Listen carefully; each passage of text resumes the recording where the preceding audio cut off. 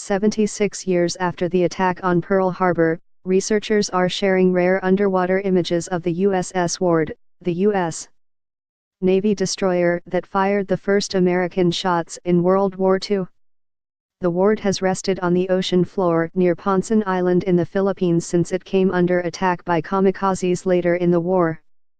But on Sunday, December 7, 1941, the ship fatefully found itself outside of Pearl Harbor, Hawaii, conducting routine anti-submarine patrols.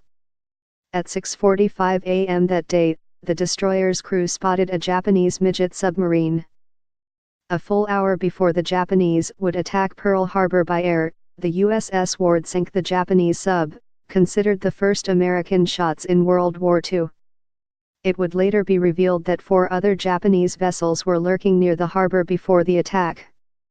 Exactly 3 years later, on December 7, 1944, the ship came under attack by kamikazes in the Philippines while serving as a high-speed transport ship for U.S. troops during the war. With a fire raging on board, the crew was forced to abandon the ship before the nearby USS O'Brien deliberately sunk the Ward. O'Brien's commanding officer at the time was Lieutenant CMDR William Outerbridge, who had been in charge of the Ward during the attack on Pearl Harbor 3 years earlier. Remarkably, the entire crew of the Ward would survive the ordeal. As for the destroyer, it rested unseen at the bottom of Ormoc Bay, that is, until Microsoft co-founder and philanthropist Paul Allen's expedition crew decided to find it. Allen purchased research vessel R/V Petrel in 2016. The 250-foot research and exploration vessel has advanced underwater equipment and technology, allowing it to explore more than 3.5 miles beneath the ocean's surface. To ensure the location of the ship was accurate, the USS Ward's wreckage was identified and cross-referenced with historic drawings and schematics of the ship, the Allen Project said in a press release this week.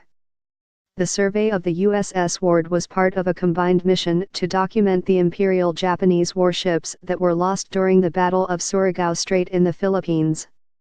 In addition to locating the Ward, the R/V Petrel captured video of 5 Japanese ships on which more than 4,000 men lost their lives during a battle on October 25, 1944, still considered the largest naval battle in history, according to the Allen Project.